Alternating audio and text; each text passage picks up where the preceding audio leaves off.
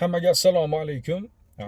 Hozir aytiladigan gaplar umid qilamanki qisqa fursatlar ichida o'zini egasini izlab topadi. Hozirgi aytiladigan gaplar advokatni o'ziga raqib deb biladigan, advokatni o'ziga dushman deb biladigan, advokatni ko'rishga ko'zi yo'q ayrim past saviyali o'z ustida ishlashni yoqtirmaydigan sudyalarga tegishli. Hammasiga ham emas. Guruch kurmaksiz bo'lmaydi. Advokat sizga dushman yoki raqib emas. Advokat bilan bahslashishni, advokatni qonuniy yutug'ini tortib olishni bas qiling. Siz ruscha qilib aytganda говорящий zakonsiz, siz gapiruvchi qonunsiz. Menga sizni tilingizga o'yib yozilgan biz shunday xulosaga keldik degan fikringiz mutlaqo qiziq emas. Menga sizni qanday xulosaga kelganingiz emas, qonun qanday xulosaga keldi, ana o'sha qiziqroq. Siz hukm yoki qarorni nomingizdan qabul qilmaysiz, O'zbekiston Respublikasi nomidan deb qabul qilasiz. Nima uchun O'zbekiston Respublikasi nomidan qabul qilingan qonun va qarorlarni chetlab o'tib, keyinchalik qonunlarni ro'kach qilib, mantiqsiz, saviyasiz qarorlar qabul qilyapsiz?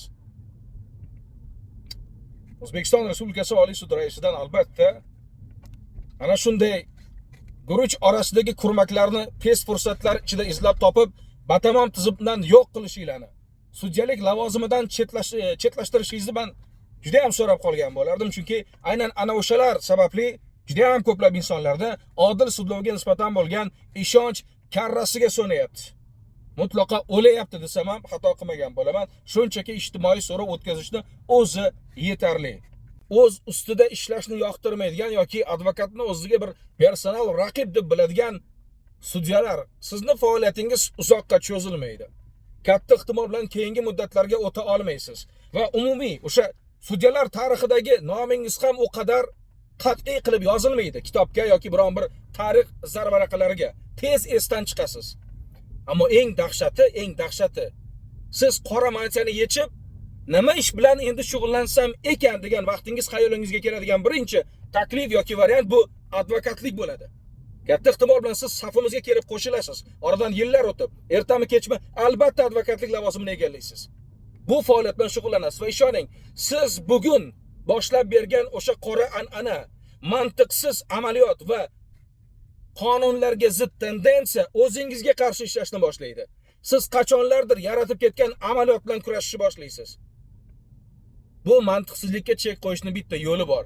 O'zbekiston Respublikasi nomidan qaror qabul qiling.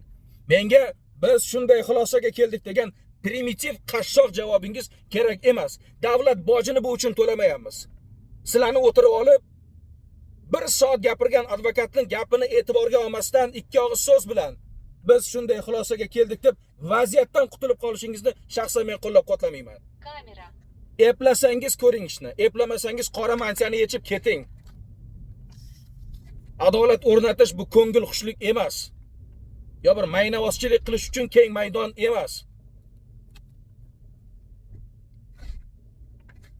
O'zbekiston Respublikasi Oliy sud raisi Baxtiyor Islomovdan men albatta o'z nomimdan, albatta hamma nomidan emas, iltimos qilib so'ragan bo'lardim. Mana shunday guruch orasidagi kurmaklarni izlab topib yo'q qiling tezroq. Aynan mana shundaylarni sharofati bilan ko'chadagi oddiy o'rta statistik o'zbekni adolat haqidagi tushunchalari yer bilan bitta bo'layapti.